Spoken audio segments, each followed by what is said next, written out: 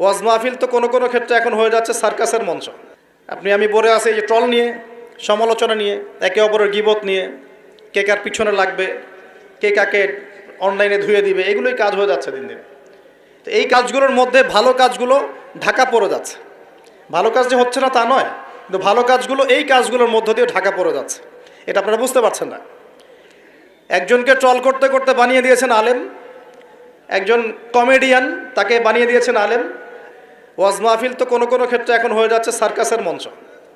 কোনো কোনো জায়গায় সার্কাস, মানে এমন কিছু দৃশ্য চোখে পড়ছে যে মনে হচ্ছে যে ওয়াজে যাওয়া বন্ধ করে দিই।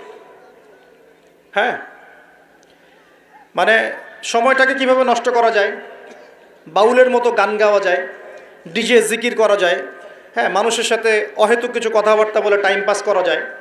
হ্যাঁ, বাসায় কি করলাম, বউ কি করলো, চা খাই, কফি খাই, এই করি সেই করি, মানে এগুলোই চলছে। হ্যাঁ, আপনি একজন ব্যক্তিকে ডাকলেন, মাশাআল্লাহ কোরআনও বিশুদ্ধ করে তেলাওয়াত করতে পারছে না, বড় বড় ওয়াজও করছে, আবার বড় বড় আলেমদেরকে বাহাসের জন্য ডাকছে। এমনও দৃশ্য দেখছে, কত কি দেখবেন। আর এগুলো দুটো কারণে সারা দেশে এখন ভাইরাল হচ্ছে। দুটো কারণ, একটা হচ্ছে আমাদের একটা নিচু মানসিকতা আছে আমাদের মধ্যে, সেটা হচ্ছে আমরা হচ্ছে ট্রল প্রিয় যাত্রী। আমরা ট্রল করতে বেশি ভালোবাসি, মজা করতে বেশি ভালোবাসি, মজা ফান ইয়ারকি ফাইজলামি করতে আমরা বেশি ভালোবাসি। এটা একটা আমাদের দোষ। আরেকটা দোষ হচ্ছে আমরা চিলে কান নিল টাইপের মানুষ। যা প্রচার হয় চিলে কান নিল, ব্যাস দৌড় শুরু করে দিল, যাচাই বাছাই করার কোনো প্রয়োজন নেই। আর অহেতুক সমালোচনা করতে বেশি পছন্দ করি আমরা, এবং ইস্যু পাগল জাতি। ইস্যু একটা দিল, ব্যাস দৌড় শুরু। একটা ইস্যু দিবে, ওইটার পিছনে দৌড়াবে, 7 দিন দৌড়ানোর পর হাফসায় যাবে, তারপর নতুন একটা ইস্যু আসবে, তারপর তার পিছনে দৌড়াবে। এতে করে মূল যে জায়গায় ফোকাস করা দরকার ওখান থেকে আমরা সরে গেছি আর কি। মূল জায়গা আপনাকে দেখাবো। মূল জায়গা হচ্ছে ফিলিস্তিন। শেষ জামানার সবচেয়ে ইম্পর্টেন্ট জায়গা হচ্ছে প্যালেস্টাইন। শেষ জামানার যত বড় বড় ঘটনাগুলো ঘটবে, ইমাম মাহাদির আগমন, মুসলিম বাহিনীর বিজয়, জেরুজালেম পুনরুদ্ধার, ইসলামিক খেলাফত প্রতিষ্ঠা, ঈসা আলাইহিস সালামের আগমন, সব ওই জায়গাকে কেন্দ্র করে। সব কিছুই ওখানেই দাজ্জাল বের হবে, দাজ্জালকে আবার মারাও হবে সেখানে, সব কিছু ওখানে। কিন্তু ওই দিক থেকে মুসলিমদের দৃষ্টি ফোকাস করে অন্যদিকে সরিয়ে দেওয়া হয়েছে। আপনি আমি পড়ে আছি এই যে ট্রল নিয়ে, সমালোচনা নিয়ে, একে অপরের গীবত নিয়ে, কে কার পিছনে লাগবে, কে কাকে অনলাইনে ধুয়ে দিবে, এগুলোই কাজ হয়ে যাচ্ছে দিন দিন। তো এই কাজগুলোর মধ্যে ভালো কাজগুলো ঢাকা পড়ে যাচ্ছে। ভালো কাজ যে হচ্ছে না তা নয়, কিন্তু ভালো কাজগুলো এই কাজগুলোর মধ্য দিয়ে ঢাকা পড়ে যাচ্ছে। এটা আপনারা বুঝতে পারছেন না। একজনকে ট্রল করতে করতে বানিয়ে দিয়েছেন আলেম, একজন কমেডিয়ান তাকে বানিয়ে দিয়েছেন আলেম, আর একজনকে বানিয়ে দিয়েছেন এমপি। আর কয়েকদিন আরেকটু হলে এমপি হয়ে যেত ট্রল করতে করতেই। এই চলছে। তো আমাদের এই মানসিকতা পরিবর্তন করার দরকার নাই। কোরআন সুন্নাহ কি খালি এখানে থাকবে, আমরা তেলাওয়াত করব এই জন্যই, নাকি বাস্তবে প্রয়োগ করতে হবে? পুরো দেশব্যাপী সামাজিকভাবে, যেমন এটা একটা সংগঠন আপনাদের না, এই এরকম সংগঠন যেগুলো আছে নন প্রফিটেবল এবং non political organisation, both political and non political, সমস্ত অ্যাসোসিয়েশনগুলোর উদ্যোগে বা ফাউন্ডেশন অ্যাসোসিয়েশন যেগুলো আমরা করি ছোটোখাটো, এগুলোর উদ্যোগে ইফতার বিতরণ প্রজেক্ট করতে হবে। পারা যাবে ইনশাল্লাহ? যে যাদের সামর্থ্য আছে, সামর্থ্যবানদের টাকা পয়সাগুলো কালেক্ট করে যারা দুস্থ দরিদ্র অসহায় মানুষ, তাদের বাসায় বাসায় 1 মাসের বাজার পৌঁছে দিতে হবে ইনশাআল্লাহ। পারা যাবেন ইনশাআল্লাহ? এই কাজগুলোর মধ্য দিয়ে দেখবেন আল্লাহর রহমত বরকত নেমে আসছে ইনশাআল্লাহ তাআলা। এই যে বললাম 5 কোটি মানুষ কিন্তু কম নয়, ওদেরকে খাওয়াতে হবে, তো খাওয়াতে হবে না? তাহলে এই আমাদের খাবারটাকে বন্টন করে ভাগ করে নিতে হবে। নিজের খাবারটা সবার সাথে কি করতে হবে? ভাগ করে নিতে হবে। এটা কি ইসলামের সৌন্দর্য না? এটা আল্লাহর হুকুম না? নবীর সুন্নত নয় কি?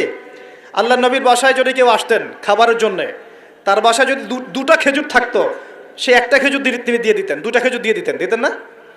একদিন এক ভদ্রলোক, সাহাবী বলতে পারি আমরা তাকে, তিনি এসে খাবার চেয়েছেন। নবী সাল্লাল্লাহু আলাইহি ওয়াসাল্লাম তার সমস্ত স্ত্রীদের ঘর খুঁজে একটা খেজুর পান নাই। চিন্তা করতে পেরেছেন? তারপর তিনি বলেছেন, তোমাদের কার কাছে কি আছে নিয়ে আসো। এরপর নবী সাল্লাল্লাহু আলাইহি ওয়াসাল্লামের সাহাবীরা যার ঘরে যা ছিল অল্প অল্প করে নিয়ে আসা শুরু করলো। দেখা গেল যে মসজিদ নববীর বারান্দায় খাবারের স্তূপ হয়ে গেল একটা। মাশাআল্লাহ। এই যে একের বিপদে সবাই এগিয়ে আসা, এটা ইসলামের সুন্নত। এটাই নবীর সুন্নত। রমজান মাসে এই জিনিসটা চর্চা করতে হবে, আল্লাহ পাক তৌফিক দান করুন। আর রোজা রেখে ভুলেও গীবত, তহমত, সমালোচনা এগুলো করতে যাবেন না। রোজা রেখে কথাই বেশি বলবেন না, খালি জিকির হবে, তেলাওয়াত হবে, আল্লাহর কাছে দোয়া হবে, ইস্তেগফার হবে। কথা কম, কথা বললেই বিপদ, কথা বললেই বিপদ। কথা 10টা কথা বলবেন, 2টা গীবত করতেই হয়, হয় না? আর গীবত করতে মজা লাগে। কেউ আজকে একটু উস্কাই দিলেই বাস গীবত করতে মজা লাগে। আর গীবত তো আপনারাই বা কেন করবেন না? গীবত তো শিখছেন আমাদের কাছ থেকে, গীবত তো আপনারা আমাদের কাছ থেকেই শিখছেন। তা আমি আপনাদেরকে কী শিখাবো? আমরা আপনাদের কী শিখাইলাম? ওয়াজ মাহফিলে উঠে একজন বক্তা আরেকজন বক্তার গীবত না করলে ওয়াজ হয় না। এক আলেম আর এক আলেমের পিছনে হাত না দিলে ওয়াজ হয় না। তা আমি কি শিখাবো আপনাকে? আপনারা নিজেরা শেখেন, আমার দিকে তাকানোর দরকার, নিজেরাই শেখেন। প্রিয় ভাইরা, রমজান মাসে রোজা রেখে এই কাজগুলো করতে যাবেন। কথাই কম বলবেন, কথা বললেই বিপদ। মানুষ যদি 2টা গালি দেয়, চুপ করে থাকেন। ও তার আমল নামা নিয়ে আল্লাহর সামনে দাঁড়াবে, আর কিয়ামতের মাঠে বহু নেকি ফ্রি পাওয়া যাবে। এটা কি জানেন? কিয়ামত অনেক নেকি বিনামূল্যে ফ্রি আসবে আমল নামায়। কেন আসবে বলি হাদিসটা। নবী সাল্লাল্লাহু আলাইহি ওয়াসাল্লাম বলেছেন, তোমরা কি জানো সবচেয়ে বড় মিসকিনকে? দরিদ্র মানুষকে, মিসকিনকে। সাহাবীরা বলছেন, আমরা তো মনে করি যার সম্পদ কম সেই মিসকিন। নবীজি বলছেন, না, প্রকৃত মিসকিন সে ব্যক্তি নয়। প্রকৃত মিসকিন সে ব্যক্তি যে কিয়ামতের মাঠে উঠবে, উহুদ পাহাড়ের সমান নেকি নিয়ে উঠবে। উহুদ পাহাড় দেখেছেন তো? বিশাল পাহাড়। উহুদ পাহাড়ের সমান নেকি নিয়ে উঠবে। নামাজের নেকি, জাকাতের নেকি, হজের নেকি, ওমরার নেকি, বিভিন্ন নেকি। কিন্তু দেখবে সামনে বহু মানুষ দাঁড়িয়ে আছে। কেন দাঁড়িয়ে আছে? কারো কাছ থেকে টাকা নিয়েছে, টাকা শোধ করে নাই, কাউকে গালি দিয়েছে, কাউকে অন্যায়ভাবে অপবাদ দিয়েছে, কাউকে আঘাত করেছে, কারো উপর জুলুম করেছে, ইত্যাদি বিভিন্ন রকম মানুষের সাথে জড়িত পাপ ছিল। ঠিক আছে? কারো গীবত করেছে, কাউকে তহমত দিয়েছে, ইত্যাদি। এখন আল্লাহ পাক বলবেন, এই ব্যক্তির নেকির যে পাহাড় আছে, এখান থেকে নেকি নিয়ে ওদেরকে দিয়ে দাও। বলেন নাউজুবিল্লাহ। নেকি আস্তে আস্তে ট্রান্সফার হবে। এই যে আমরা যে ব্লুটুথ শেয়ার ইট, মনে আছে?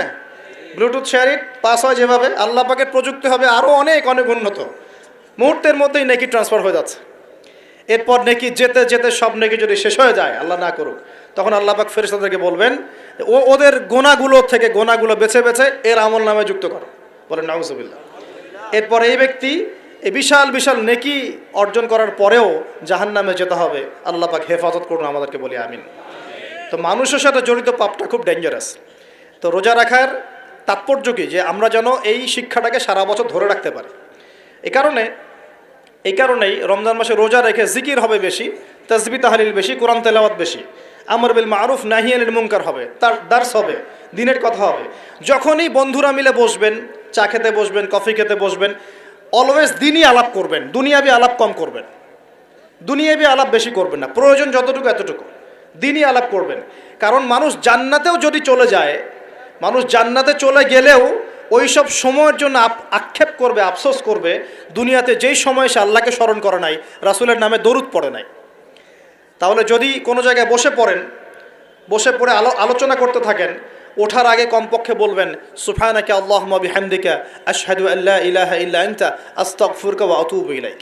কারণ কেন বলবেন? আল্লাহ রাসূল বলেছেন যে কোনো মানুষ বা কোনো কওম যদি একটা জায়গায় বসে আলোচনা করে, আলোচনা থেকে শেষ করা বৈঠকটা ভঙ্গের আগেই যদি তারা এই দোয়াটা পড়ে ওঠে, ওই বৈঠকে যদি কোনো ফাহেসা কথা হয়ে থাকে, এর গোনার কাফফারা হয়ে যাবে ইনশাআল্লাহ, গোনা মাফ হয়ে যাবে ইনশাআল্লাহ।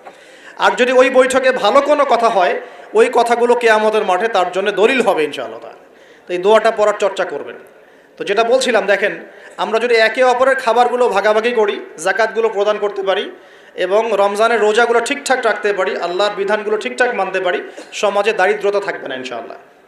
আরেকটা অপশন হচ্ছে, এটা দিয়ে যে সব দূর হয়ে যাবে তা নয়, কারণ ক্ষতি এত বেশি হয়ে গেছে, ক্ষতি হতে হতে হতে এত বেশি হয়ে গেছে যে 1 বছর 2 বছর 3 বছরে মনে হয় না সব ক্ষতি পুষিয়ে নেওয়া যাবে।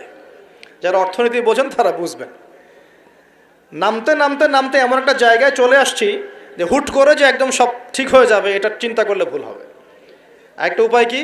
উপায় হচ্ছে এই যে খাদ্যগুলোর উপর চাপ বাড়বে মার্কেটে, অতিরিক্ত খাদ্য আমদানি করা। কি করা? আমদানি করা। দুটো অপশন থাকে, এক আমদানি করা, আরেকটা হচ্ছে কৃষিভিত্তিকভাবে উৎপাদন করা, দুটো। তো আমরা রিপোর্টগুলো দেখছি যে কৃষিভিত্তিক প্রবৃদ্ধির হার কমে যাচ্ছে। কী হয়েছে? কমেছে। কৃষিভিত্তিক প্রবৃদ্ধির হারটা কমেছে, আর আমদানিটা মোটামুটি কিছুটা বিপর্যস্ত হয়েছে, কারণ ডলার সংকট। কিসের সংকট? ডলার। এটা জানেন তো নাকি? আচ্ছা, রিপোর্ট তো পড়েন, পেপার পত্রিকা তো পড়েন নাকি? সংকট হলে কি হয়? সংকট হলে এলসি কমে যায়। মানে মনে করেন আপনি একজন ব্যবসায়ী, পণ্য আমদানি করেছেন, আর পণ্যগুলো যে আপনি খালাস করবেন, বন্দর থেকে নামাবেন, তা আপনাকে তো একটা চার্জ দিতে হবে না? এখন আপনার কাছে চার্জ দেওয়ার মতো ডলার নাই, কি করবেন? তাহলে পণ্য ওই বন্দরে পড়ে থাকবে। অনেক পণ্য বন্দরে পড়ে আছে, নামাইতে পারতেছে না। এখন মনে করেন এই ব্যক্তি কি নিজের পকেট থেকে টাকা দিয়ে এগুলো নামাবে? না। কি করবে তাহলে? ওই পণ্যের উপর সে দাম বাড়িয়ে দিবে, যাতে করে এই টাকাটা জনগণের কাছ থেকে তুলে সে শোধ করতে পারে। এগুলো ইকোনমিক্স, বেসিক ইকোনমিক্স। এগুলো পড়তে আপনার আহামরি অর্থনীতিবিদ হতে হয় না। কথা কি বুঝতে পারছেন? তো এই কারণে রমজান মাসে দামগুলো চাপ পড়ে, এমনিতেই চাপ পড়ে। আস্তে আস্তে সিচুয়েশনগুলো এভাবে খারাপ হয়েছে। অতএব ইসলামিক সলিউশনে যদি এখন না আসতে পারেন, যদি আরও 10 বছর অপেক্ষা করেন, বহু দেরি হয়ে যাবে। এই জন্য আমি মন থেকে উদাত্ত একটা আহ্বান জানাই, যারা শিক্ষিত মহল, বিজ্ঞ মহল আছেন, আমার কথা বুঝবেন ইনশাল্লাহ, যে ইসলামিক অর্থনীতি ছাড়া অর্থনৈতিক সমৃদ্ধির কোনো অপশন নাই আমাদের সামনে।